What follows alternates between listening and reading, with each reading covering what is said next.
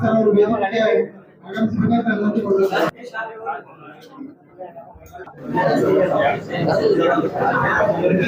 ಅಲ್ಲ ರಾಜವರ್ಧನ್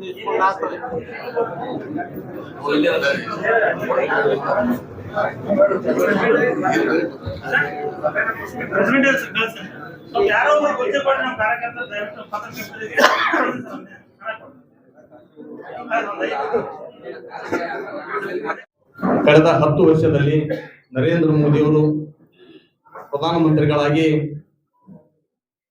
ದೇಶದಲ್ಲಿ ಮಾಡಿರ್ತಕ್ಕಂಥ ಅಭಿವೃದ್ಧಿ ಕಾರ್ಯಗಳು, ಬಡವರ ಕಲ್ಯಾಣ, ದೇಶದ ರಕ್ಷಣೆ, ಅನೇಕ ವರ್ಷಗಳಿಂದ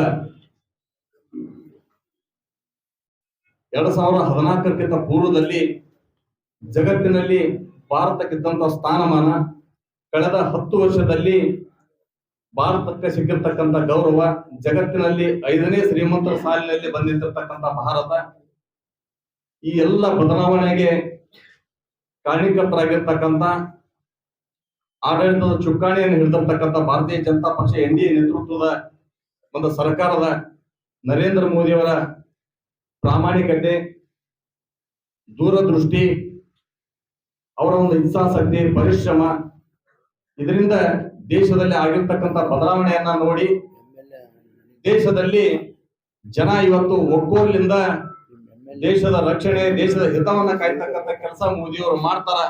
ಹೀಗಾಗಿ 3ನೇ ಬಾರಿಗೆ ಮತ್ತೊಮ್ಮೆ ನರೇಂದ್ರ ಮೋದಿಯವರನ್ನ ಪ್ರಧಾನಮಂತ್ರಿ ಮಾಡಬೇಕು ಅನ್ನೋಂತ ಕಾರಣದಿಂದ ದೇಶದ ಜನ ಇವತ್ತ ತುದಿಗಾಲ ಮೇಲೆ ನಿಂತಿದ್ದಾರೆ. ಇವೆಲ್ಲ ಕಾರಣಗಳಿಂದ ದೇಶದಲ್ಲಿ ಅನೇಕ ರಾಜಕೀಯ ಪಕ್ಷಗಳು, ಭಾರತೀಯ ಜನತಾ ಪಕ್ಷ ಅಂದ್ರೆ ಒಂದು ವಿಶ್ವಾಸಕ್ಕೆ ಅರ್ಹವಾಗಿರ್ತಕ್ಕಂಥ ಒಂದು ಪಕ್ಷ.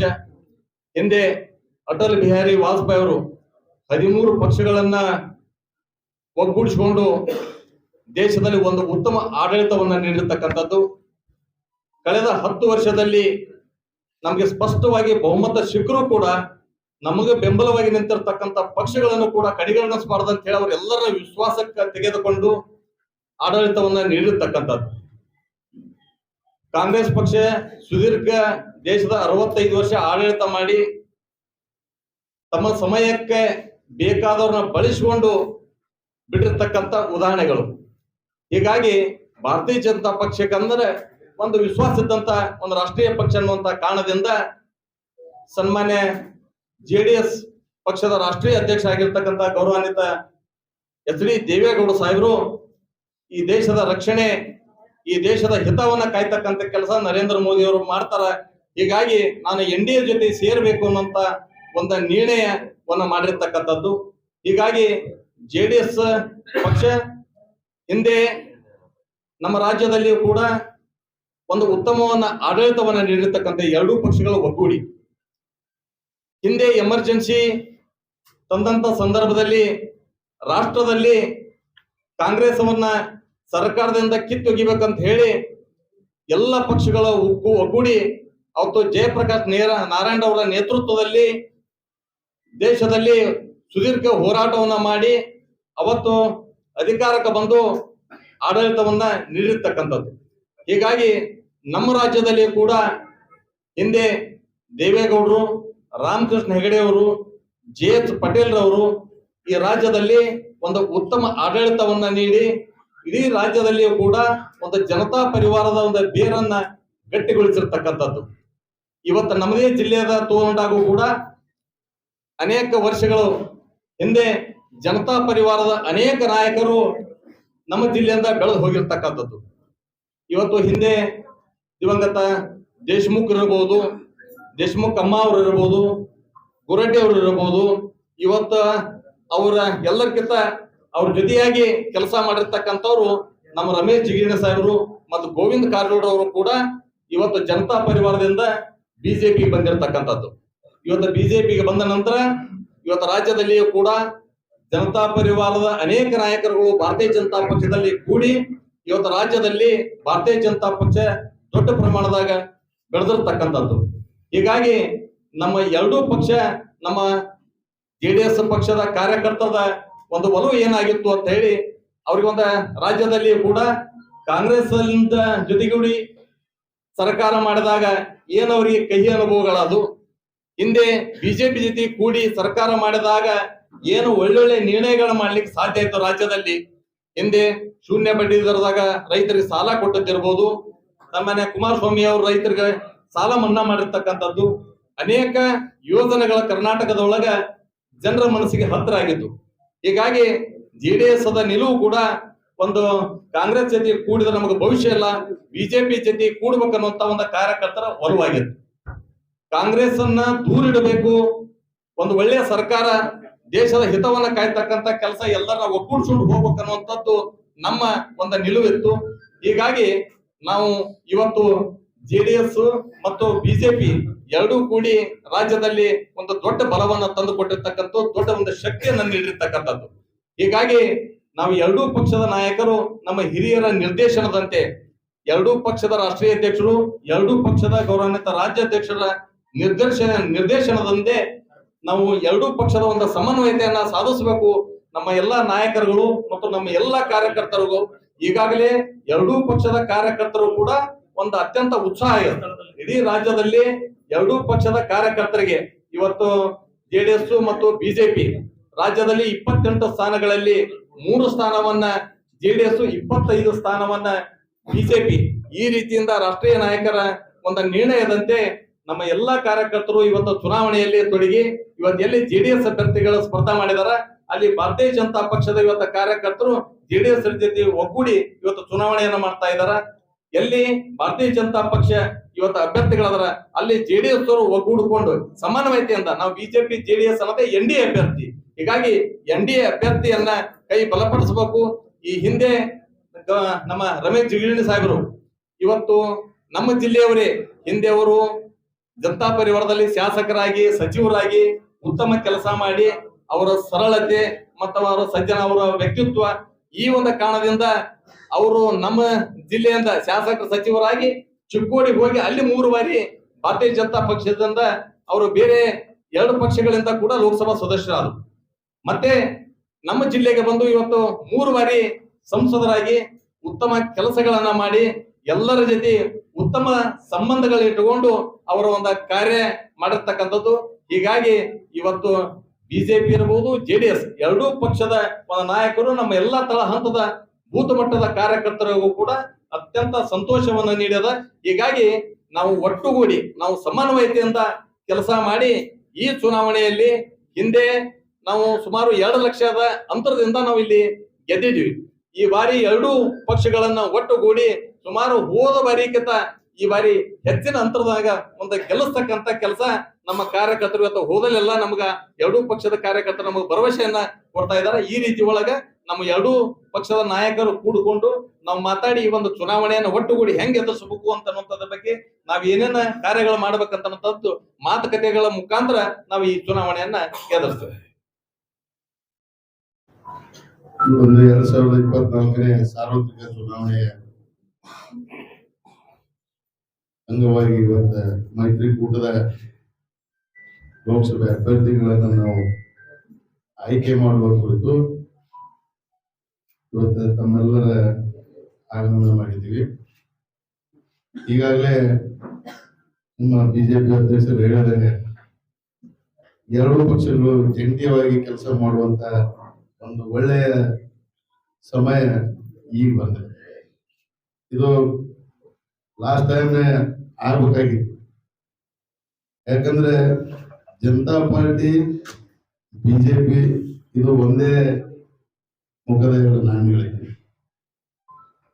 ಹಿಂದೆ ಇಲ್ಲಿ ಬೆಳೆದಂತ ಎಲ್ಲಾ ನಾಯಕರುಗಳು ಇವತ್ತು ಜಿಗಜಿಣಗಿ ಸಾಹೇಬ್ ಹಿಡ್ಕೊಂಡು ಹೇಳ್ಬೇಕಂದ್ರೆ ಎಲ್ಲಾ ಜನತಾ ಪರಿವಾರದಿಂದ ಬೆಳೆದು ಹೋದಂತ ಮಹಾನ್ ನಾಯಕರು. ಬೊಮ್ಮಾಯಿ ಸಾಹೇಬರು ಇರ್ಬೋದು, ಜಿಗಜಿಣಗಿ ಸಾಹೇಬರು ಇರ್ಬೋದು, ಇನ್ನ ಅನೇಕ ನಾಯಕರು ಎಲ್ಲರೂ ಜನತಾ ಪರಿವಾರದಿಂದ ಬೆಳೆದಂತ ನಾಯಕರು. ಜನತಾದಳ ಮತ್ತು ಬಿಜೆಪಿ ಎರಡು ಹೊಂದಾಣಿಕೆ ಬಹಳ ಬಹುಮುಖ್ಯ ಅನ್ನುವಂತ ರಾಷ್ಟ್ರೀಯ ನಾಯಕರಿಗೆ ಗಮನಕ್ಕೆ ಬಂದಾಗ ರಾಷ್ಟ್ರೀಯ ನಾಯಕರು ಇವತ್ತು ನಮ್ಮ ರಾಷ್ಟ್ರೀಯ ನಾಯಕರಾಗಿರ್ತಕ್ಕಂಥ ಮಾನ್ಯ ಮಾಜಿ ಪ್ರಧಾನಿಗಳಾಗಿರ್ತಕ್ಕಂಥ ದೇವೇಗೌಡ ಸಾಹೇಬರ ಒಂದು ಕರೆಯದೊಂದಿಗೆ ತಾವು ನಮ್ಮ ಜೊತೆ ವಿಲನಾಗಿ ನಾವು ನೀವು ಹೊಂದಾಣಿಕೆಯಿಂದ ಮಾಡೋಣ ಅಂತ ಪ್ರಧಾನಮಂತ್ರಿ ಮೋದಿ ಸಾಹೇಬರು, ಅಮಿತ್ ಶಾ ಸಾಹೇಬರು, ನಮ್ಮ ದೇವೇಗೌಡ ಸಾಹೇಬರಿಗೆ ಮನವಿ ಮಾಡಿದ್ರು. ಆವಾಗ ನಾವು 2 ಸಲ, ಒಂದ್ಸಲ ಬಿಜೆಪಿ ಜೊತೆ ನಾವು ಸರ್ಕಾರ ಮಾಡಿದ್ದೀವಿ, ಒಂದ್ಸಲ ಕಾಂಗ್ರೆಸ್ಸಿನ ಜೊತೆ ನಾವು ಸರ್ಕಾರ ಮಾಡಿದ್ದೀವಿ. 2 ಸರ್ಕಾರಗಳ ನಡುವೆ ಯಾವ ಪಕ್ಷ ನಮ್ಮನ್ನ ಒಂದು ಒಳ್ಳೆಯ ಅಭಿವೃದ್ಧಿಯತ್ತ ಹೋಗ್ಲಿಕ್ಕೆ ಸರಳವಾಗಿ ಬಿಟ್ಕೊಟ್ಟಂತ ಪಕ್ಷ ಯಾವ್ದಂದ್ರೆ ಅದು ಬಿಜೆಪಿ. ಯಾಕಂದ್ರೆ ಈಗ ನಮ್ಮ ಅಧ್ಯಕ್ಷರು ಹೇಳಿದಂಗ ನಾವು ಹಿಂದೆ ಸಾಲ ಮನ್ನಾ ಮಾಡುವಾಗ ಬಿಜೆಪಿ ನಾಯಕರು ನಮಗೆ ಯಾವತ್ತೂ ಆತಂಕ ಮಾಡಿಲ್ಲ. ಕೆಲವೊಂದು ನಮ್ಮ ಕುಮಾರಣ್ಣವರು ಕೆಲವೊಂದು ರೈತರಿಗೋಸ್ಕರ ತಗೊಂಡಂತ ಎಷ್ಟೋ ಕಾರ್ಯಕ್ರಮಗಳಿಗೆ ಆತಂಕ ಮಾಡಲಿಲ್ಲ. ಆದ್ರೆ ಕಾಂಗ್ರೆಸ್ನವರು ನಮ್ನ ಯಾವಾಗ ಕೇಳಬೇಕು, ನಮ್ನ ಯಾವಾಗ ಮೂಲಗುಪ್ಪೆ ಮಾಡಬೇಕು, ಈ ಜನತಾದಳ ಮುಚ್ಚಬೇಕು ಅನ್ನುವಂತ ಕೆಟ್ಟ ದೃಷ್ಟಿಯಿಂದ ತಮ್ಮ ಒಂದು ಅನುಕೂಲಕ್ಕಾಗಿ ನಮ್ಮ ಜನತಾದಳದ ನಮ್ಮ ವರಿಷ್ಠರು ಮನೆ ಬಾಗಿಲಿಗೆ ಬಂದು ಕರ್ಕೊಂಡು ಪಕ್ಷ ನಡೆಸಿ ನಮಗೆ ಹೀನವಾಗಿ ತೊಂದರೆ ಕೊಟ್ಟಂತ ದಿವಸಗಳು ತಾವೆಲ್ಲ ಕಂಡಿದೆ. ಅದಕ್ಕೋಸ್ಕರ ಈ ನಮ್ಮ ರಾಷ್ಟ್ರೀಯ ನಾಯಕರಂತ ಸನ್ಮಾನ್ಯ ದೇವೇಗೌಡ ಸಾಹೇಬರು, ನಮ್ಮ ರಾಜ್ಯಕ್ಕೆ ಕಂಡಂತ ಮಹಾನ್ ನಾಯಕ ಕುಮಾರಣ್ಣವರು ಏನು ಅಂದ್ರೆ ಅಮಿತ್ ಶಾ ಅವರ ಜೊತೆ ಪ್ರಧಾನಿ ಅವರು ನಮ್ಮ ಮೋದಿ ಸಾಹೇಬರ ಜೊತೆ ಏನು ಒಂದು ನಿರ್ಣಯ ತಗೊಂಡಿದ್ರೆ ಆ ನಿರ್ಣಯ ನಮ್ಮ ಜಿಲ್ಲೆಯಲ್ಲ ನಮ್ಮ ರಾಜ್ಯದಂತ ಜನತಾದಳ ನಾಯಕರು ಒಕ್ಕೂಟದಿಂದ ಅವರಿಗೆ ನಾವು ಗೌರವಿಸಿ ನಾವು ಒಪ್ಕೊಂಡಿದ್ದೀವಿ. ಅದಕ್ಕೋಸ್ಕರ ಈಗ ನಾವು ಮುಖಾಂತರ ಹೇಳೋದಂದ್ರೆ ನಾವು ಬೂತ್ ಕಮಿಟಿಲಿಂದ ಹಿಡ್ಕೊಂಡು ಜಿಲ್ಲಾ ಕಮಿಟಿವರೆಗೆ ನಮ್ಮೆಲ್ಲಾ ಪದಾಧಿಕಾರಿಗಳು ಇವತ್ತಿನ ದಿವಸ ನಾವು ಉತ್ಸಾಹದಿಂದ ಕೂಡಿದ್ದೀವಿ. ನಮ್ಮ ನಾಯಕರು ಹೇಳಿದ ಪ್ರಕಾರ ಇವತ್ತ ಜಿಗ್ಜಿಣಿ ಸಾಹೇಬನ ಮತ್ತೆ ತವರು ಮನೆಯಿಂದ ಗೆದ್ದಂಗೆ. ಮೊದಲೇ ಜನತಾದಳದಿಂದನೇ ಅವರು ನಾಯಕರಾಗಿ, ಹೋಮ್ ಮಿನಿಸ್ಟರ್ ಆಗಿ, ಕಂದಾಯ ಸಚಿವರಾಗಿ ಅನೇಕ ಬಾರಿ ಇಲ್ಲಿ ಸವಿದಂತ ನಾಯಕರು ಮತ್ತೆ ಜನತಾದಳವನ್ನು ಹತ್ಕೊಂಡು ಹೋಗ್ತಾರೆ ಅನ್ನುವಂತ ಭರವಸೆ ಕೂಡ ಇವತ್ತು ನಮ್ಮೆಲ್ಲರಿಗಿದೆ. ಅದಕ್ಕೆ ನಾವು ಹೇಳಕ್ ಇಷ್ಟಪಡ್ತೀವಿ, ನಮ್ಮ ಪಕ್ಷದಲ್ಲಿ ಪದಾಧಿಕಾರಿಗಳಿರ್ಬೋದು, ಇವತ್ತು ಬಿಜೆಪಿ ಪದಾಧಿಕಾರಿಗಳಿರ್ಬೋದು, ಈ ಉಸ್ತುವಾರಿಗಳಿರ್ಬೋದು, ನಾವು ಯಾವುದೇ ಒಂದು ಎಲೆಕ್ಷನ್ ದಲ್ಲಿ 2 ಪಕ್ಷಗಳ ಹೊಂದಾಣಿಕೆಯಿಂದ ನಾವು ಮುಕ್ತವಾಗಿ ನಾವೆಲ್ಲರೂ ಸೇರಿ ಇವತ್ತ ಬಿಜೆಪಿ ಸರ್ಕಾರನ ನಾವು ಮತ್ತೆ ಈ ದೇಶ ಕಂಡಂತ ಮಹಾನಾಯಕರ ಮೋದಿಜಿಯವರನ್ನ ಮತ್ತೆ ಪ್ರಧಾನಿ ಮಾಡಬೇಕು ಅನ್ನುವಂತ ಒಂದು ಹಂಬಲದಿಂದ ನಾವೆಲ್ಲರೂ ಒಗ್ಗೂಡಿ ಕೆಲಸ ಮಾಡುವಂತ ನಾವು ನಿರ್ಧಾರ ಮಾಡಿದ್ದೀವಿ. ಅದಕ್ಕೋಸ್ಕರ ಇವತ್ತ ಜಿಲ್ಲೆಯಲ್ಲಿ ಇವತ್ತು ಜಿಗ್ಜಿಣಿ ಸಾಹೇಬ್ರ ಬಗ್ಗೆ ಹೇಳ್ಬೇಕಂದ್ರೆ ಸರಳ ಸಜ್ಜನಿಕೆ ನಾಯಕರು. ಯಾವತ್ತೂ ಯಾರ ಬಗ್ಗೆನೂ ಅವರು ಅಸೂಯೆ ಪಟ್ಟವರಲ್ಲ. ಬೆಳೆಯವರಿಗೆ ಯಾವಾಗ್ಲೂ ಸಪೋರ್ಟ್ ಮಾಡ್ಕೊಂತ ಬಂದವರು. ಯಾರೇ ಇವತ್ತು ತಮ್ಮಲ್ಲಿ ಹೋದರಿಗೆ ಅವ್ರಿಗೆಲ್ಲರಿಗೆ ಸಹಕಾರ ಬುದ್ಧಿ ನೀಡಿದಂತವ್ರು. ಮೊದಲಿಂದ ಅವರು ಈ ಪಕ್ಷದಲ್ಲಿ ಹೋದಂತವ್ರು, ಬೆಳೆದು ಹೋದಂತವ್ರು. ಹೀಗಾಗಿ ನಮ್ಮೆಲ್ಲರ ನಾಯಕರುಗಳು, ಇವತ್ತು ನಮ್ಮ ಶಾಸಕರುಗಳು ಇರ್ಬೋದು, ನಮ್ಮ ಮಾಜಿ ಶಾಸಕರುಗಳು, ನಮ್ಮ 8 ಮತಕ್ಷೇತ್ರದ ನಾಯಕರುಗಳು ಕೂಡ ಅವರನ್ನ ಮೆಚ್ಚಿದೀವಿ ನಾವು. ಅದಕ್ಕೋಸ್ಕರ ಇವತ್ತು ಜಿಗ್ಜಿಣಿ ಸಾಹೇಬ್ರನ್ನ ನಾವು ಪುನಃ ಇನ್ನೊಂದ್ಸಲ ಮೋದಿಜಿ ಅವರ ಸಂಪುಟದಲ್ಲಿ ಹೋಗ್ಲಿ, ಅವರು MP ಆಗಿ ನಮ್ಮ ಈ ಭಾಗಕ್ಕೆ ಮತ್ತೆ ಮಂತ್ರಿಯಾಗಿ ಬರ್ಲಿ ಅನ್ನುವಂತ ಒಂದು ಆಸೆಯನ್ನು ಇಟ್ಟುಕೊಂಡು ನಾವೆಲ್ಲರೂ ಇವತ್ತ ಈ ಒಂದು ಉಮೇಶದಿಂದ ಈ ಪತ್ರಿಕೆಗಳೊಂದಿಗೆ ಹಂಚಿಕೊಳ್ಳಕ್ಕೆ ನಾವು ಸೇರಿದ್ವಿ. ಹಾಗೂ ವೇದಿಕೆಯ ಮೇಲೆ ಉಪಸ್ಥಿತಿರುವಂತ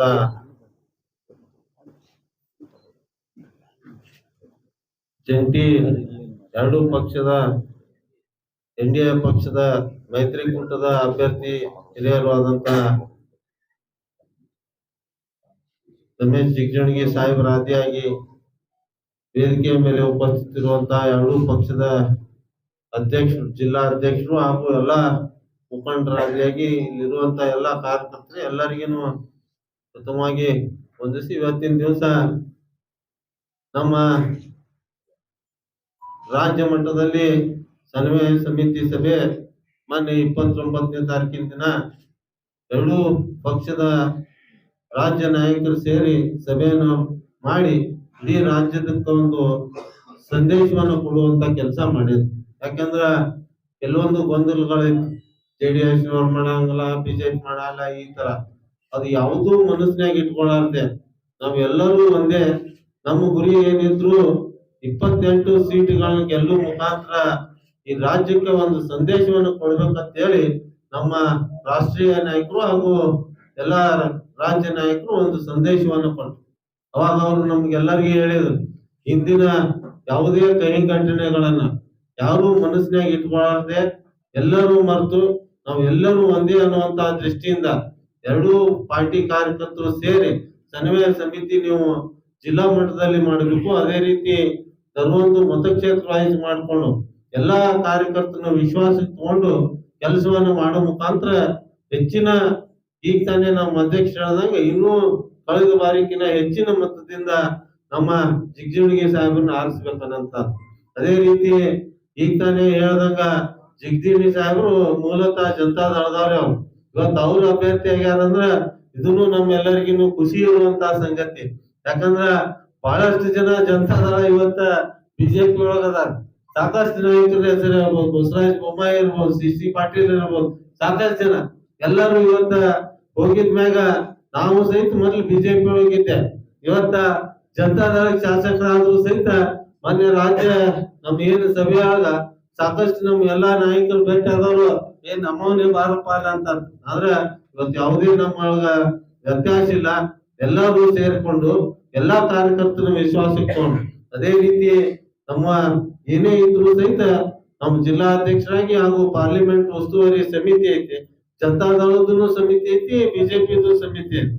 ನಾವು ಕೂತು ಮಾತಾಡಿ ಬಗೆಹರಿಸ್ಕೊಂಡು ಯಾವ ರೀತಿ ಚುನಾವಣೆ ಮಾಡಿದ್ರೆ ನಮ್ಗೆ ಹೆಚ್ಚಿಗೆ ಅನುಕೂಲಕರ ಆಕೈತೆ ಅನ್ನಂತ ದೃಷ್ಟಿಕೋನದಾಗ. ಯಾಕಂದ್ರ ಯಾವುದೋ ಪಕ್ಷ ತಮ್ಮ ಕಾರ್ಯಕರ್ತರನ್ನ ಬಿಟ್ಕೊಡುವಂತ ಇದು ಇಲ್ಲಿ. ಯಾಕಂದ್ರೆ ನಾವಾದ್ರೂ ಸಹಿತ ನಮ್ JDS ಕಾರ್ಯಕರ್ತರನ್ನ ಬಿಟ್ಕೊಡುವಂತದ್ದು ಇಲ್ಲೇ ಇಲ್ಲ. ಯಾಕಂದ್ರ ಬಿಜೆಪಿ ಜೊತೆ ಸೇರಿವಿ, ಅವರು ಚುನಾವಣೆ ಮಾಡ್ತಾರ, ನಾವು ಚುನಾವಣೆ ಮಾಡ್ತೀವಿ. ಎಲ್ಲಾರ ಅಭ್ಯರ್ಥಿ ಒಬ್ರೇ ರಮೇಶ್ ಜಿಗಜಿಣಗಿ ಅವ್ರು. ಆದ್ರ ನಮ್ ಕಾರ್ಯಕರ್ತರು ನಾವು ಏನ್ ಕೆಲಸ ಮಾಡ್ಬೇಕು, ಅವ್ರ ಕಾರ್ಯಕರ್ತರು ಏನ್ ಕೆಲಸ ಮಾಡ್ಬೇಕು, ಒಟ್ಟೆ ಕೂಡಿ ಏನ್ ಮಾಡ್ಬೇಕು ಅನ್ನೋಂಥದ್ದು ಏನ್ ಪಾರ್ಲಿಮೆಂಟರಿ ಏನಿಗೇನ ಜಿಲ್ಲಾ ಉಸ್ತುವಾರಿ ಸಮಿತಿಗಳಲ್ಲಿ ಏನ್ ನಾವ್ ಅದೀವಿ, ನಮ್ ಜನತಾ ದಳದಿಂದ 4-5 ಜನ ಅದೀವಿ, ಬಿಜೆಪಿಯಿಂದ ಅವ್ರು 4-5 ಜನ ಇರ್ಬೋದು. ಕೂತ್ ಮಾತಾಡಿ ಒಂದು ಒಳ್ಳೆ ಸಂದೇಶವನ್ನು ಕೊಡುವಂತ ಕೆಲಸ ಮಾಡ್ತೀವಿ. ಇವತ್ತಿನ ದಿವಸ ಈ ಸಭೆಯನ್ನು ಕರೆದಿದ್ದು ಈ ಜಿಲ್ಲೆಗೆ ಒಂದು ಸಂದೇಶವನ್ನು ಹೋಗ್ಲಿ ಅನ್ನಂತ. ಯಾಕಂದ್ರ ಯಾರ ಬಲ್ಲಿನೂ ವ್ಯತ್ಯಾಸಗಳು ಬೇಡ. ಕೆಲವು ಮಂದಿ ನಮ್ನ ಕರ್ದೇ ಇಲ್ರಿ, ನಾವ್ ಬಂದೇ ಇಲ್ರಿ ಅನ್ನಂತದ್ ಆಗ್ಬಾರ್ದು ಅಂತ ಹೇಳಿ ಇವತ್ತ ನಮ್ಮ ಪಕ್ಷದ ಎಲ್ಲಾ 8 ಕ್ಷೇತ್ರದ ಮುಖಂಡರು ಹಾಗೂ ಬಿಜೆಪಿಯ ಎಲ್ಲಾ ನಾಯಕರು ಸೇರಿ ಇವತ್ತು ಏನಿದು ಪತ್ರಿಕಾಗೋಷ್ಠಿ ಉದ್ದೇಶ ಅಂದ್ರೆ ನಾವೆಲ್ಲರೂ ಒಂದೇಪ್ಪ, ಎಲ್ಲರೂ ಕೂಡಿ ಇವತ್ತು ಚುನಾವಣೆ, ಲೋಕಸಭೆ ಚುನಾವಣೆಯನ್ನು ಎದುರಿಸ್ತೀವಿ, ನಮ್ಮ ಅಭ್ಯರ್ಥಿನ ಗೆಲ್ಲಿಸ್ತೀವಿ ಅನ್ನಂತ ಮಾತನ್ನ ಇಲ್ಲಿ ಸ್ಪಷ್ಟವಾಗಿ ಹೇಳಿಕ್ ಬಯಸ್ತೀನಿ ಅಂತ ಹೇಳಿ. ಯಾವತ್ತು ಸಂತೋಷ ಆಗಿತ್ತೋ ಇವತ್ತ 2 ಪಟ್ಟು ನನಗೆ ಸಂತೋಷ ಇವತ್ತು ಹೆಚ್ಚಾಗಿದೆ. ನಾನು ಹೊಸ ಮನೆಯಿಂದ ಹಳೆ ಮನೆಗೆ ಬಂದಿದ್ದೀನಿ. ನನ್ನ ಖುಷಿ ಬಹಳ ಆಯ್ತು. ನನ್ನ ರಾಜಕಾರಣ ನೆಲೆ ಕೊಟ್ಟದ್ದು ಇದೇ ಪಕ್ಷನೇ. ಈ ಪಕ್ಷ ಬಿಡಬೇಕು ಬಿಡಬಾರ್ದು ಅನ್ನೋದು ಯಾವತ್ತೂ ನನ್ನ ಜೀವನದಲ್ಲಿ ಇರಲಿಲ್ಲ. ನಾನು ಬಿಜೆಪಿಗೆ ಹೋಗ್ಬೇಕು ಅನ್ನೋ ಚಿಂತನೆ ಕೂಡ ನನ್ನ ಮನಸ್ಸಿನಲ್ಲಿ ಇರಲಿಲ್ಲ. ಸನ್ಮಾನ್ಯ ರಾಮಕೃಷ್ಣ ಹೆಗಡೆ ಅವರು ಅವರ ದೇಹ ಸ್ಥಿತಿ ಸರಿ ಇಲ್ದಾಗ ಪ್ರತಿ ದಿವಸನೂ ಅವ್ರ ಮನೆಗೆ ಹೋಗಿ ನಾನು ನಮಸ್ಕಾರ ಮಾಡಿ ನನ್ನ ಆಫೀಸ್ಗೆ ಹೋಗ್ತಿದ್ದೆ. ಒಂದು ಕೊನೆಯ ದಿನಗಳಲ್ಲಿ ನಾನು ಅವ್ರ ಮನೆಗೆ ಹೋದಾಗ, ರಮೇಶಣ್ಣ, ಈ ರಾಜ್ಯದಲ್ಲಿ ನಮ್ಮ ಪಕ್ಷದ ಮುಗಿತಪ್ಪ, ಯಾವ ಕಾರಣಕ್ಕೂ ನಮ್ಮ ಪಕ್ಷ ಇನ್ನು ಅಧಿಕಾರಕ್ಕೆ ಬರೋದಿಲ್ಲ. ಒಂದ್ ಕಡೆ ದೇವೇಗೌಡರು, ಒಂದ್ ಕಡೆ ನಾನು ಆಗಿದ್ದೆವು. ಇಡೀ ರಾಜ್ಯದ ಹಳ್ಳಿಗೆ ಭಾರತೀಯ ಜನತಾ ಪಕ್ಷ ಬೆಳೀತದ ಅಂತಕ್ಕಂಥದ್ದು ಮುನ್ನೋಟ ನನ್ನ ಕಲ್ಪನೆಗೆ ತಂದು ಕೊಟ್ಟವ್ರು ಯಾರು ಅಂದ್ರೆ ರಾಮಕೃಷ್ಣ ಹೆಗಡೆ ಅವರು. ಆದ್ರೆ ಅವ್ರು ಎಂದೂ ಕೂಡ ನನಗೆ ಭಾರತೀಯ ಜನತಾ ಪಕ್ಷಕ್ಕೆ ಹೋಗುವಂತ ಹೇಳಲಿಲ್ಲ. ಆದ್ರೂ ಒಂದು ಪರಿಕಲ್ಪನೆಯನ್ನ ನನಗೆ ಕೊಟ್ರು ಅನ್ನತಕ್ಕಂಥ ಕಾರಣಕ್ಕಾಗಿ ಅವರ ದೇಹ ಬಿಟ್ಟು ಹೋದ್ಮೇಲೆ, ಅವರು ಸ್ವರ್ಗಕ್ಕೆ ಹೋದ್ಮೇಲೆ ನಾನೇ ಭಾರತೀಯ ಜನತಾ ಪಕ್ಷಕ್ಕೆ ನಾನು ಬಂದು ಸೇರ್ತೀನಿ ಅಂತ ಹೇಳಿ ಜಗದೀಶ್ ಶೆಟ್ಟರ್ ಮನೆಗೆ ಹೋಗಿ, ಅವತ್ತಿನ ವಿರೋಧ ಪಕ್ಷದ ನಾಯಕರಾಗಿದ್ದರು ಅವರು, ನಾನು ಭಾರತೀಯ ಜನತಾ ಪಕ್ಷಕ್ಕೆ ನಾನು ಸೇರ್ತೀನಿ ಅಂದಾಗ ಅನಂತ್ ಕುಮಾರ್ ಅವರು, ಯಡಿಯೂರಪ್ಪನವರು ಅಲ್ಲಿ ಕರೆಸಿ ನನಗೆ ಆ ಪಕ್ಷಕ್ಕೆ, ಯಡಿಯೂರಪ್ಪನವರು ಕರೆಸ್ಕೊಂಡು ನನಗೆ ಆ ಪಕ್ಷಕ್ಕೆ ಜಾಯಿನ್ ಮಾಡಿದ್ರು ನಿಜವಾಗಿ. ಆದ್ರೆ ಇವು ಎರಡೂ ಪಕ್ಷ ಒಂದಾಗಿದ್ದಿದ್ರೆ ಈ ರಾಜ್ಯದ ಗತಿ ಏನಾಗಿರ್ತಕ್ಕಂಥ ಅನ್ನೋದು ನನ್ನ ಮನಸ್ಸಿನಲ್ಲಿ ಅದ. ಈ ಎರಡೂ ಪಕ್ಷ ಒಂದಾಗಿದ್ರ ರಾಮಕೃಷ್ಣ ಹೆಗಡೆ ಅವರು ಪಟೇಲ್ರು ಆಮೇಲೆ ದೇವೇಗೌಡರು ಒಂದಾಗಿದ್ರೆ ಈ ರಾಜ್ಯದಲ್ಲಿ ಇವತ್ತಿಗೂ ಕೂಡ ಜನತಾ ಪಕ್ಷ ಅಧಿಕಾರಕ್ಕೆ ಬರ್ತಿತ್ತು ಅಂತಕ್ಕಂಥದ್ದು ನನ್ನ ಮನಸ್ಸಿನಲ್ಲಿ ಸಂಶಯ. ಆದರೂ ಕೂಡ ಅದನ್ನೆಲ್ಲವನ್ನು ಬಿಟ್ಟು ಭಾರತೀಯ ಜನತಾ ಪಕ್ಷಕ್ಕೆ ನಾನು 2004ರಲ್ಲಿ ಈ ಪಕ್ಷಕ್ಕೆ ಜಾಯಿನ್ ಆದಲ್ಲಿ ಪಕ್ಷ ಸಂಪೂರ್ಣವಾದಂಥ ನನಗೆ ಸಂಪೂರ್ಣ ಅಧಿಕಾರ ಕೊಟ್ಟಾರ. ನನ್ನ ಪಕ್ಷ ನನಗೆ ಬಹಳ ಮೆಚ್ಕೊಂಡದ ಅಂತಕ್ಕಂಥದ್ದು ಬಹಳ ಸ್ಪಷ್ಟವಾಗಿ ಹೇಳ್ತೀನಿ. ಇವತ್ತು ರಾಜ್ಯ ಮಟ್ಟದಲ್ಲಿ ಭಾರತೀಯ ಜನತಾ ಪಕ್ಷ ಮತ್ತು ಜಾತ್ಯತೀತ ಜನತಾದಳ ಒಂದಾಗಬೇಕು ಅಂತ ಹೇಳಿ ಏನು ನಿರ್ಣಯ ಮಾಡಿದ್ರು ಅವತ್ತೇ ನಾನು ಅದನ್ನ ಸ್ವಾಗತ ಮಾಡಿದ್ದೀನಿ. ಇವತ್ತು ಕೂಡ ಇಲ್ಲಿ ನಮ್ಮ ಜಿಲ್ಲೆಯಲ್ಲಿ ಎರಡೂ ಪಕ್ಷಗಳು ಒಂದಾಗಿ ಇಲ್ಲಿ ಕೆಲಸ ಮಾಡೋದ್ರಿಂದ ನನಗೂ ಕೂಡ ಬಹಳ ಸಂತೋಷ ಅದ. ಆದ್ರೆ ಎಲ್ಲ ನಮ್ಮ ಭಾರತೀಯ ಜನತಾ ಪಕ್ಷವನ್ನು ಬಿಟ್ಟು ಜಾತ್ಯತೀತ ಜನತಾದಳದಿಂದ ಬಂದಿರತಕ್ಕಂಥ ಎಲ್ಲ ಪಕ್ಷದ ಕಾರ್ಯಕರ್ತರಿಗೆ ನಾ ವಿನಂತಿ ಮಾಡ್ಕೋತೀನಿ, ನಾನು ಆ ಪಕ್ಷದವ್ರಿಗೆ ವಿನಂತಿ ಮಾಡ್ಕೋತೀನಿ, ಇವು ಎರಡೂ ಪಕ್ಷಗಳನ್ನ ನಾನು ಅಧಿಕಾರದಾಗಿರ್ಲಿ ಬಿಡ್ಲಿ ಇವ್ರನ್ನ ಒಂದೇ ಸಮನಾಗಿ ತಗೊಂಡು ಹೋಗ್ತಕ್ಕಂಥ ಜವಾಬ್ದಾರಿ ನನ್ನ ಪಕ್ಷ ಎಷ್ಟು ತಗೊಂಡದೋ ಅದಕ್ಕಿಂತ ಹೆಚ್ಚಿನ ಜವಾಬ್ದಾರಿಯನ್ನ ನನ್ನ ಜಿಲ್ಲೆಯಲ್ಲಿ ನಾನು ಜವಾಬ್ದಾರಿ ತಗೊಂಡು ಎರಡೂ ಪಕ್ಷದ ಕಾರ್ಯಕರ್ತರನ್ನ ಆಮೇಲೆ ಜಾತ್ಯತೀತ ಜನತಾ ಪಕ್ಷದ ಕಾರ್ಯಕರ್ತರನ್ನ ನಾನು ಜವಾಬ್ದಾರಿಯಿಂದ ಅವ್ರನ್ನ ಒಟ್ಟಾಗೆ ತಗೊಂಡು ಹೋಗ್ತೀನಿ. ನನ್ನ ಸ್ವಭಾವ ನೀನು ಯಾವ ಜಾತಿ ಅಥವಾ ಯಾವ ಪಕ್ಷ ಅಂತ ಹೇಳಿ ನಾನು ಇಡೀ ಜೀವಮಾನದಾಗ 45 ವರ್ಷ ನಾನು ಯಾರಿಗೂ ಕೇಳಿಲ್ಲ. ಬೇಕಾದಷ್ಟು ಜನ ಜನತಾದಳ ಕಾರ್ಯಕರ್ತರು ಬಂದಾರ, ಕಾಂಗ್ರೆಸ್ ಕಾರ್ಯಕರ್ತರು ಬಂದಾರ, ಅವ್ರ ಕೆಲಸಗಳನ್ನ ಕೈಲಿ ಆದಷ್ಟು ಮಾಡಿಕೊಟ್ಟಿದ್ವಿ. ಕೆಲವೊಬ್ಬ ನನ್ನ ಕಾರ್ಯಕರ್ತರು ನನಗೆ ಬೈದಾರ, ಏನ್ರಿ ಮೊನ್ನೆನೇ ವಿರುದ್ಧ ಮಾಡಣ ಅವನು ಜನತಾದಳದವರು ಅಥವಾ ಕಾಂಗ್ರೆಸ್ನವರು ಅವ್ರು ಕೆಲಸ ಮಾಡಿ ಕಳಿಸ್ತೀರಿ ಅಂತ ಹೇಳಿದಾಗ ಸಮಾಧಾನ ಹೇಳಿನಿ. ಬಿಡುವ ಮಾರಾಯ, ಈಗ ವಿರೋಧ ಮಾಡಿರಲ್ಲ, ಮುಂದಿನ ಚುನಾವಣೆಯೊಳಗೆ ನಾನು ಪರವಾಗಿರ್ತಾರ ಅಂತಕ್ಕಂಥದ್ದು ನಾನು ಏನು ಒಡಿ ನುಡ್ದೀನಿ ಹಂಗೆ ಹಾಕೋತ್ ಹೊಂಟಾರ. ಅದಕ್ಕೆ ಮುಂದಿನ ದಿನಮಾನಗಳಲ್ಲಿಯೂ ಕೂಡ ಇದು ಏನು ಜಾತ್ಯತೀತ ಜನತಾದಳದವನ್ನ ನಾನು ಯಾವತ್ತೂ ಕೂಡ ಬಿಟ್ಕೊಡೋದಿಲ್ಲ. ನನ್ನ ಪಕ್ಷ ಒಂದಿದ್ರು ಕೂಡ ಆ ಎರಡೂ ಪಕ್ಷ ಒಂದಾಗಿರುವುದರಿಂದ ಅವ್ರನ್ನ ನಾನು ಜೊತೆಯಾಗಿ ಕರ್ಕೊಂಡು ಹೋಗ್ತೀನಿ. ಯಾರ ಮನಸ್ಸಿನಲ್ಲಿ ಆ ಚಿಂತನೆ ಬೇಡ.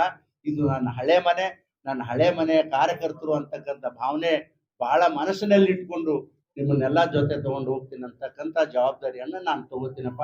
ಎಲ್ಲರಿಗೂ ನಮಸ್ಕಾರ. ಈಗ ರಾಜ್ಯದ ಬೇರೆ ಬೇರೆ ಕಡೆ ಪ್ರವಾಸ ಗುರುಸಿರುವುದರಿಂದ ಪ್ರವಾಸಲ್ಲಿದ್ದಾರೆ. ಇವತ್ತು ಬಸವನಗೌಡರು, ಇವತ್ತು ನಮ್ಮ ಮುದ್ದೇಬೇಳದ ಮಾಜಿ ಶಾಸಕರ ನರಳಿ ಅವರು ಈಗ ಪಕ್ಷದ ಕಾರ್ಯಚಟುವಟಿಕೆಗಳ ಮುಖಾಂತರ ಬೇರೆ ಬೇರೆ ಕ್ಷೇತ್ರದಾಗಿರೋದ್ರಿಂದ ಬರಲಿಲ್ಲ.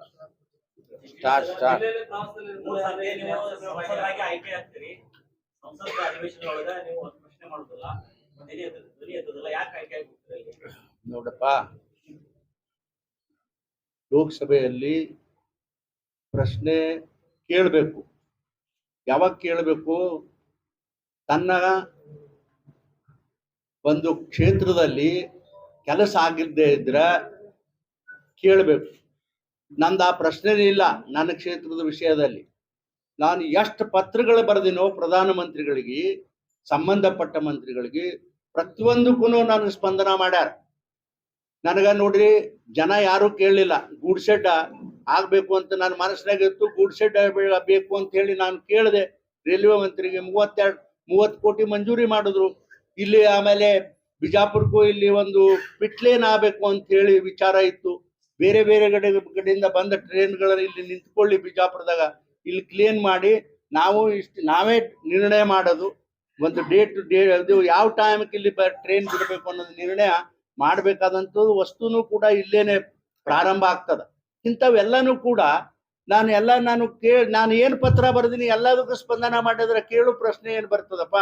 ನನಗೆ ನೋಡ್ರಿ, ನನ್ನ ನ್ಯಾಷನಲ್ ಹೈವೇಗಳು ಆಗ್ಬೇಕಾಗಿತ್ತು. ಯಾವ್ಯಾರ ಮಾಡಿದ್ರೆ ಹಿಂದೆ ಬಂದು ನಾನು ಲೋಕಸಭಾ ಸದಸ್ಯನಾಗಿದ್ದು ರಗಡ್ ಮಾಡಿದೆವಪ್ಪ, ರಗಡ್ ಪತ್ರ ಬರ್ದೆವು, ರಗಡ್ ಪ್ರಶ್ನೆಗಳನ್ನು ಕೇಳಿದ್ರು ಒಂದೂ ಕೆಲಸ ಆಗ್ಲಿಲ್ಲ. ಆದ್ರೆ ಇವತ್ತೆಲ್ಲಾ ಕೆಲಸ ಆಗ್ಯಾವ.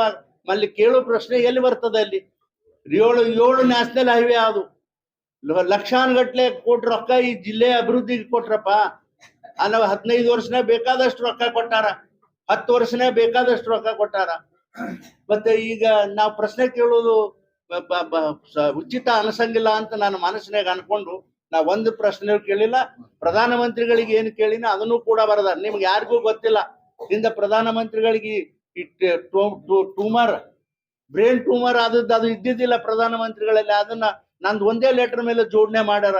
ಇಡೀ ದೇಶದ ಜನರಿಗೆ ಅನುಕೂಲ ಆಗ್ಯದ. ಈಗೂ ಕೂಡ ಒಂದು ಪ್ರಶ್ನೆ ನಮ್ಮ ಮನಸ್ಸಿನಲ್ಲಿ ಬಹಳ ಗಂಭೀರವಾಗ್ಯದ. ಏನಪ್ಪಾ ಅಂದ್ರೆ ರೈತರು ಒಂದು ಸಲ OTS ಮಾಡ್ಕೊಂಡ ಮೇಲೆ ಅವ್ರಿಗೆ 10 ವರ್ಷ ಸಾಲ ಕೊಡೋದಿಲ್ಲ. ಅದೊಂದು ನನ್ನ ಮನಸ್ಸಿನಲ್ಲಿ ಅದ. ಅದಕ್ಕೆ ನಾನು ಪತ್ರಗಳನ್ನ ನಮ್ಮ ಕೇಂದ್ರ ಸರ್ಕಾರದ ಮಂತ್ರಿಗಳಿಗೆ ಆಮೇಲೆ ಪ್ರಧಾನ ಮಂತ್ರಿಗಳಿಗೆ ಪತ್ರ ಬರೆದಿದ್ದೀನಿ. ನಾನು ಇನ್ನಿತನ ಅಲ್ಲಿ ಉತ್ತರ ಬಂದಿಲ್ಲ. ಅದನ್ನು ಕೂಡ ಮಾಡ್ಲಿಕ್ಕೆ ನಾನು ಪ್ರಯತ್ನ ಮಾಡ್ತೀನಿ ಅಂತಕ್ಕಂಥ ಮಾತು ಈ ಸಂದರ್ಭದಲ್ಲಿ. ಇದು ಒಬ್ಬರಿಗೆ ಅಲ್ಲ, ಬರೀ ನಮ್ಮ ಜಿಲ್ಲೆನವ್ರಿಗೆಲ್ಲ, ನಮ್ಮ ರಾಜ್ಯದಾಗಲ್ಲ, ಇಡೀ ದೇಶದ ಜನರಿಗೆ ಉಪಯೋಗ ಆಗ್ತಕ್ಕಂಥ ಕೆಲಸ ಅದು. ಯಾಕಂದ್ರೆ ಒಂದ್ಸಲ OTS ಮೇಲೆ ನಾವು ದುಡ್ಡು ತುಂಬಿದ್ರೆ ಬ್ಯಾಂಕಿಗೆ 10 ವರ್ಷ ನಮಗೆ ಹಳ್ಳಿ ರೈತರಿಗೆ ಸಾಲ ಸಿಗೋದು ಯಾವ ನ್ಯಾಯ ಇದು? ಇದನ್ನು ಕೂಡ ನಾನು ಪ್ರಶ್ನೆ ಎತ್ತಿದ್ದೀನಿ. ಅದನ್ನು ಕೂಡ ಮಾಡಿಸ್ಲಿಕ್ಕೆ ನಾನು ಪ್ರಯತ್ನ ಮಾಡ್ತೀನಿ ಅಂತ ಹೇಳಿ ನಾನು ಈ ಸಂದರ್ಭದಲ್ಲಿ ಹೇಳ್ತೀನಿ. ಅಪ್ಪ ನಿನ್ಗೆ ಯಾರು ಹೇಳಿದ್ರು ನನ್ ಗಂಭೀರ ಪರಿಸ್ಥಿತಿ? ಒಂದ್ ನಿಮಿಷ ಹೇಳು, ನೀವು ಯಾರು ಹೇಳಿದ್ರು? ನಿಮ್ಗ ನಾನು ಹೇಳದ್ನಾ? ನೋಡಿ, ನಿಮಗೆ ಎಂದೂ ಜಡ್ ಬರುದಲ್ಲ, ಎಂದೂ ಸಂಡ ಸತ್ತುದಲ್ಲ. ನಿಮ್ಮಂಗೆ ನನಗೂ ಜಡ್ ಬಂದಿತ್ತಪ್ಪ, ಸಣ್ಣ ಪುಟ್ಟ ಜಡ್ಡ. ಸ್ವಲ್ಪ ಆಸ್ಪತ್ರೆಗೆ ಹೋದ, ಅದನ್ನೇ ಬಹಳ ದೊಡ್ಡದು. ಇವ್ರಿಗೆ ಯಾರು ಎಬ್ಸಾರ ಎಲ್ಲಾನು ನಿಮ್ಗೆ ಗೊತ್ತದ. ಆದ್ರೂ ಅದಕ್ಕೆ ನನ್ನ ಪ್ರಶ್ನೆ ಏನಿಲ್ಲ. ದೇವ್ರು ನನಗೆ ಚೆನ್ನಾಗಿಟ್ಟನ. 83 ವರ್ಷ ಬದುಕ್ತೀನಿ, ನನಗೆ ಗ್ಯಾರಂಟಿ ದೇವ್ರ ನನ್ನ ಪಟ್ಟ ನನ್ನ ಮನಸ್ಸಿನಾಗ. ಅಲ್ಲಿ ತನ ನನಗೇನೂ ಆಗೋದಿಲ್ಲ, ನನಗೇನೂ ಆಗೋದಿಲ್ಲ. ಸಣ್ಣ ಪುಟ್ಟ ಆಗಿರ್ತಾವಪ್ಪ, ಆಗ್ಯದ. ಈಗ ಅಗದಿ ಆರಾಮದೀನಿ. ಮತ್ತೆ ಇಷ್ಟು ಆರಾಮ ಇದ್ದಿದ್ದಿಲ್ಲ ಅಂದ್ರೆ ಇಷ್ಟು ಜೋರಾಗಿ ಮಾತಾಡ್ಲಕ್ ಬರ್ತಿದ್ ನಾ ಇಲ್ಲಿ ನಿಮ್ ಪ್ರೆಸ್ ರಿಪೋರ್ಟರ್ ಮುಂದೆ. ನನಗೆ ಈಗ ದೇವ್ರ ಪುನಃ ಮತ್ತೆ ಶಕ್ತಿ ಕೊಟ್ಟಾನ. ನೀವೇನು ಗಾಬರಿ ಆಗ್ಬೇಡ್ರಿ. ನನಗೆ 83 ವರ್ಷ ಏನೂ ಆಗೋದಿಲ್ಲ. ಈ ಚುನಾವಣೆಯಲ್ಲಿ 2 ಪಕ್ಷ ಕೂಡ್ಯಾವ, ಗ್ಯಾರಂಟಿ ಗೆಲ್ತೀನಿ ಅನ್ನೋ ವಿಶ್ವಾಸವು ನನ್ನ ಮನಸ್ಸಿನಲ್ಲಿ ಅದಪ್ಪ. ರಾಜುಗೌಡ ಅವರು ಸಂದೇಶ ಕೊಡ್ತೀವಿ ಅಂತ ಹೇಳಿ ಈಗ ಸಂದೇಶನು ಹಿಂದೆ ನೀವು ವಿರೋಧ ಪಕ್ಷದ ದೇವೇಗೌಡರು ಒಂದು ಅಪ್ಪ ಮಕ್ಕಳ ಪಕ್ಷ ಅಂತ ಸಿಕ್ಕಾಪಟ್ಟೆ ಬಂದಿದ್ದು ಪ್ರಧಾನಮಂತ್ರಿ ಅವರೇ. ಆಮೇಲೆ ನೀವು ಅಲ್ಲೋ ಮಾರ ನಗಿಸ್ತೇಡ್ರಿ. ಆಯ್ತಪ್ಪ, ಈಗ ನೋಡ್ರಿ, ಒಂದ್ ನಿಮಿಷ ಅದರಿ. ಅದು ಪ್ರಧಾನ ಮಂತ್ರಿಗಳು ಅಂದಾರಪ್ಪ, ನೀನೇ ಹೋಗಿ ಪ್ರಧಾನ ಮಂತ್ರಿ ಕೇಳು. ಒಂದ್ ನಿಮಿಷ ರೀ, ನಾ ಎಂದೂ ಅಂದಿಲ್ಲ ಈ ಪಕ್ಷ ಆ ಪಕ್ಷದಲ್ಲಿ ಬೆಳೆದು ನಾನು ದೊಡ್ಡ. ನೋಡ್ರಿ, ಅಧಿಕಾರ ಒಂದೇ ನನ್ನ ನಿನಗ್ ಬಿಟ್ಟಿರ್ತದ, ಮತ್ತೊಬ್ಬರಿಗೆ ಬಿಟ್ಟಿರ್ತದ, ಪ್ರಧಾನ ಮಂತ್ರಿಗಳಿಗೆ ಬಿಟ್ಟಿರ್ತದ. ಅಧಿಕಾರ ಬಿಟ್ಟಿರ್ತದ?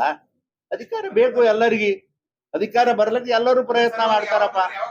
ನೋಡ್ರಿ, ನೀವು ಅಧಿಕಾರ ಬೇಕು ಅಂತ ಹೇಳಿ ನಾವೆಲ್ಲ, ನಾನು ಹಳೆ ಪಕ್ಷ ಅಂತಕ್ಕಂಥದ್ದು ಜೊತೆ ಆಗ್ಯದ ಅನ್ನೋದು ಬಹಳ ಖುಷಿ ಆಗ್ಯದ ನನಗೆ. ಅಷ್ಟು ಮಾತ್ರ ಹೇಳಬಲ್ಲೆಪ್ಪ. ಒಂದು ಹೋಟ್ಲೆ ಗೆದಿತೀನ್ರಿ, ಯಾರು ಚಿಂತೆ ಮಾಡ್ತೀನಿ. ಜೆಡಿಎಸ್ ಮೈತ್ರಿಗಿಂತ ಮುಂಚೆನೆ ನಿಮ್ ಮನೆಗೆ ರಾಮಕೃಷ್ಣ ಹೆಗಡೆ ಅವರು ಹೆಸರು ಇಟ್ಟಿದ್ರಿ. ನಿಮ್ಗೆ ಕನಸಿತ್ತಾ ಮುಂದೆಲ್ಲ ಕೂಡ್ತೀವಿ ಅಂತ ಹೇಳಿ? ಅಲ್ಲರಿ, ನಾನು ಯಾವುದು ತಲೆಯಾಗಿ ಇಟ್ಕೊಂಡು ಬಿಟ್ಟಿಲ್ಲ. ನನ್ನ ಮಕ್ಕಳಿಗೆ ಕೇಳಿದೆ, 2 ಮನಿ ಕಡಿಸಿನಪ್ಪ, ಇದಕ್ಕೆ ಹಿಂಗ್ ಮಾಡ್ತೀನಿ ಅಂದ. ಮರೆ ನಮ್ಗೇನು ಕೇಳ್ಬೇಡ್ರಿ, ನಿಮ್ಗೆ ಹೆಂಗ್ ಚಂದ ಅನಸ್ತದ ರಾಮಕೃಷ್ಣ ಹೆಗಡೆ ಪಟೇಲ್ ಹೆಸರು ಇಟ್ಕೋರಿ ಅಂತಂದ್ರು. ಇಬ್ಬರದು ಹೆಸರು ಇಟ್ಟಿನಪ್ಪ ನಾನು. ಅಲ್ಲ, ಮೈತ್ರಿ ಮನಸ್ಸು ಯಾವಾಗ ಕಾಣಿಸ್ಬಿಡ್ತದ್ರಿ? ನನ್ನ ಭಾವನಾ ಇತ್ತು, ಹಂಗ್ ಮಾಡಿನಪ್ಪ ಅಷ್ಟೇ. ಈಗ ಲಿಂಗಾಲೇಶ್ವರ ಶ್ರೀಗಳು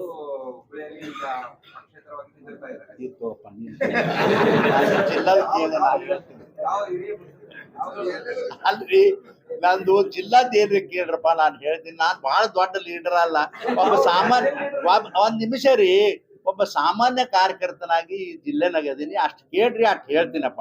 ಉಳಿಕಿದ್ದು ನೀವು ಅಲ್ಲಿ ಲಿಂಗಾಲಿಂಗಂದು ಅಲ್ಲಿದು ದೇಶದ ಕೇಳೋದು ಏನ್ ಹೇಳಿ ನಾನು.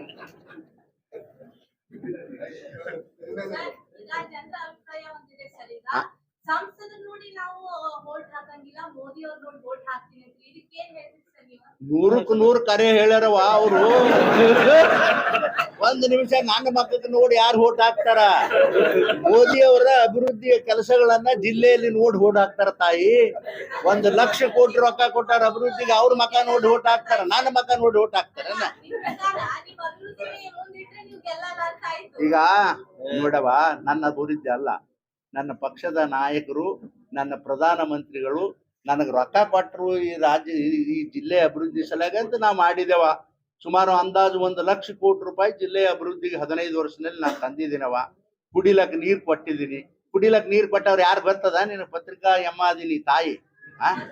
ನಾನೇ ಮಂತ್ರಿ ಇದ್ದಾಗ ದೇಶದಲ್ಲಿ ಅದನ್ನ ಮಾಡಿದ ಮೇಲೆ ನಾನು ಮಂತ್ರಿ ಬಿಟ್ಟು ಮಂತ್ರಿ ತೆಗೆದ್ರು ಬಂದ. ಇವತ್ತು ದೇಶದಾಗ ನೀರು ಕುಡಿಯಂಗಿಲ್ಲ ಎಲ್ಲಾರು. ಹರ್ ಘರ್ ನಲ್ ಅಂದ ಇಲ್ಲೇನವ ತಾಯಿ ಹೇಳು ನೋಡೋಣ. ಅವರೆಲ್ಲ ಕೊಟ್ಟರು ಅಕ್ಕ ಅನ್ನೋ ಕಾರಣಕ್ಕೆ ನಾವು ಅಭಿವೃದ್ಧಿ ಕೆಲಸ ಮಾಡಿದೇವ. ಆಮೇಲೆ ಅಲ್ಲಿ ಕೇಳ ಕಾಂಗ್ರೆಸ್ನವ್ರು ಕೇಳಪ್ಪ, ಜಗತ್ತಿನಲ್ಲಿ ಅತ್ಯಂತ ಪಾಪಿಸ್ಟ್ ಸರ್ಕಾರ ಅಂದ್ರೆ ಕಾಂಗ್ರೆಸ್ ಸರ್ಕಾರ. ಅಲ್ಲಿ ಹೋಗಿ ಕೇಳವ ನೀ. ಅಲ್ಲ ಹಿಂದ್ ನೋಡಿ, ಯಾರು ಭಾರತೀಯ ಜನತಾ ಪಕ್ಷದ ಮಂತ್ರಿಗಳಾಗಿದ್ರು, ಮುಖ್ಯಮಂತ್ರಿ ಆಗಿದ್ರು, ಒಮ್ಮೆ ಎಲ್ಲರೂ ಕೊಡ ತಗೊಂಡ್ ಅಡ್ಡಾಡಿದ್ರೆ ಹೆಣ್ಮಕ್ಳು ನೀವು ಎಂದೂ ಅಡ್ಡಾಡಿಲ್ಲ. ನಾವು ನೀರು ಕೊಟ್ಟೆವು, ಒಂದಿಲ್ಲ ಒಂದು ಮಳೆ ಆತಿತ್ತು. ಈ ಸಾರೆ ಹುರ್ಕೊಂಡು ಹೋಗ್ಯದು ಎರಡು ಮಳೆ. ಅವ್ರಿಗೆ ಎಲ್ಲರಿಗೂ ಧನ್ಯವಾದ.